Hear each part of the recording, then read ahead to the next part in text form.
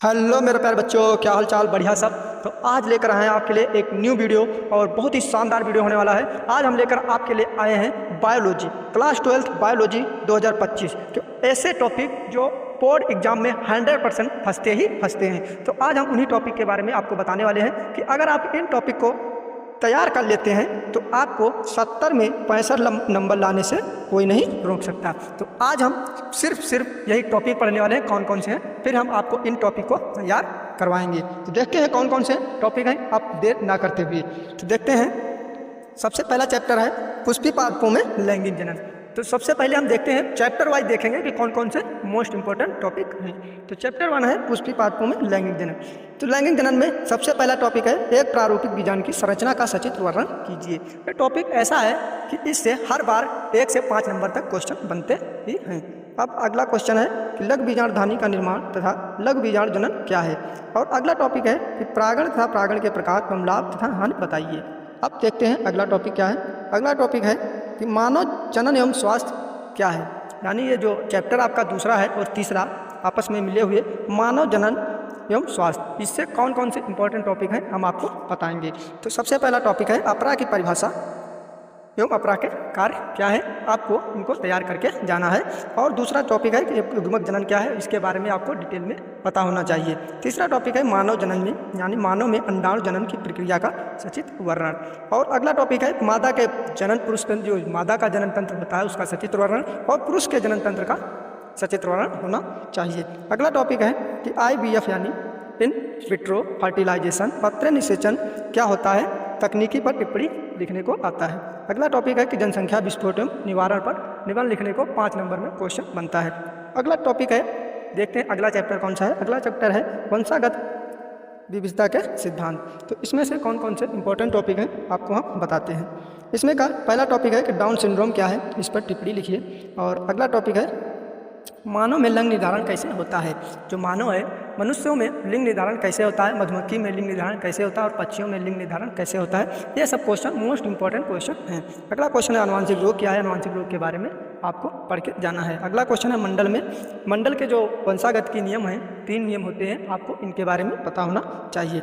अब अगला क्वेश्चन देखते हैं क्या है। अगला टॉपिक कि लिंग सहलंग गुणों से आप क्या समझते हैं, सप्रभाविता तथा अप्रभाविता में विभेद कीजिए, क्रॉसिंग ओवर क्या है।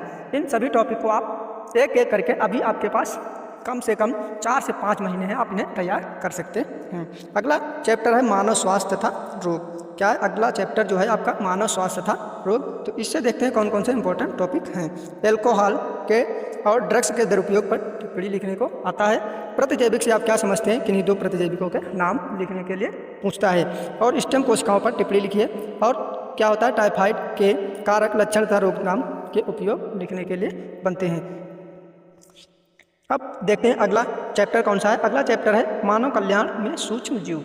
जो मानव कल्याण में सूक्ष्म जीव से है, इससे भी आपके क्वेश्चन 5 से 7 नंबर के पूछे ही जाते हैं। कौन कौन से क्वेश्चन, ये भी हम बताते हैं कि जैव उर्वरक क्या है, कृषि क्षेत्र में इसका क्या महत्व है। ये क्वेश्चन पूछा जाता है, कम से कम 3 से 5 नंबर में आपका ये क्वेश्चन बनता है। बायोगैस क्या है, ग्रामीण क्षेत्रों में इसके 2 उपयोग या फिर 5 उपयोग 4 उपयोग लिखने के आते हैं। आप देखते हैं अगला चैप्टर कौन सा है। अगला चैप्टर है जैव प्रौद्योगिकी एवं उसके उपयोग। ये अगला चैप्टर है कि जैव प्रौद्योगिकी एवं उसके उपयोग से कौन कौन से मोस्ट इंपॉर्टेंट टॉपिक हैं आपको बताते हैं। जैव प्रौद्योगिकी एवं कृषि क्षेत्र में उपयोग लिखिए। और अगला है कि बीटी कपास पर टिप्पणी लिखने के लिए पूछता है, हर बार बोर्ड एग्जाम में पूछता है। बायोपैरेसी पर उदाहरण से टिप्पणी लिखने के लिए। और जैव प्रौद्योगिकी का मानव स्वास्थ्य के क्षेत्र में अनुप्रयोग लिखिए। पुनर्संयोजक DNA प्रौद्योगिकी क्या है, इस पर क्वेश्चन हर बार पूछा ही जाता है। क्षमा चाहिएगा कि हमारे कंप्यूटर महोदय ने जो है हिंदी टाइपिंग में बहुत ही गलती की है। तो यहाँ पर यह क्या लिखा, पुनर्संयोजक और प्रौद्योगिकी लिखी है। तो अब देखते हैं अगला टॉपिक क्या है। अगला टॉपिक है कि मानव इंसुलिन पर टिप्पणी लिखिए। ये भी क्वेश्चन कम से कम नहीं जाए तो 3 से 5 नंबर में पूछता ही है। अगला चैप्टर देखते हैं क्या है, जैव विविधता एवं संरक्षण। तो अगला इसमें कौन कौन से इंपॉर्टेंट टॉपिक हैं बताते हैं। IUCN तथा WWF का पूरा नाम लिखिए। और एक आता है IUD जो है पूरा नाम लिखने के लिए आता है। और IVF का पूरा नाम आप तैयार कर लेना है। फिर अगला टॉपिक है कि संकटग्रस्त वन्य प्राणियों से आप क्या समझते हैं, तप्त स्थल पर टिप्पणी लिखिए, जैव विविधता की परिभाषा लिखिए। अब अगला चैप्टर क्या है। अगला चैप्टर देखते हैं जैव प्रौद्योगिकी सिद्धांत एवं प्रक्रम। तो अगला चैप्टर यही है इससे कौन कौन से हैं? डीएनए लिगेंड पर संक्षिप्त टिप्पणी लिखिए, पीसीआर पर टिप्पणी लिखिए और प्लाज्मिक वेक्टर पर टिप्पणी लिखने के लिए पूछता है। अगला चैप्टर कौन सा है? अगला चैप्टर है कि वंशागत का आणविक आधार, यानी ये अगला चैप्टर है और इस चैप्टर से कौन कौन से इंपॉर्टेंट टॉपिक हैं बताते हैं। डीएनए और आरएनए में अंतर, डीएनए आनुवांशिक जो अंगुली छापन क्या है इसकी उपयोगिता पर प्रकाश डालिए, मानव जीनोम प्रोजेक्ट पर टिप्पणी लिखने के लिए आता है। और अगला टॉपिक है डीएनए की संरचना के वाटसन क्रिक मॉडल को उपयुक्त चित्र बनाकर समझाइए।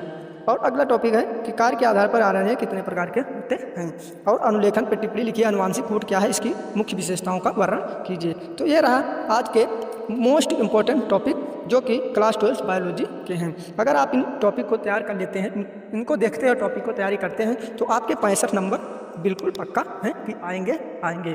तो मिलते हैं इससे भी बेहतर वीडियो में। और कैसा वीडियो लगा कमेंट में ज़रूर बताएं। अगर चैनल पर पहली बार हैं तो चैनल को सब्सक्राइब जरूर कर लें और बेल आइकन को दबाएं ताकि हम कोई भी अगर इस तरह का लेटेस्ट न्यूज़ या फिर लेटेस्ट वीडियो डालें आपके पास तो सबसे पहले नोटिफिकेशन आपको मिले। तो मिलते हैं अगले वीडियो में, तब तक के लिए बाय बाय, थैंक यू, धन्यवाद।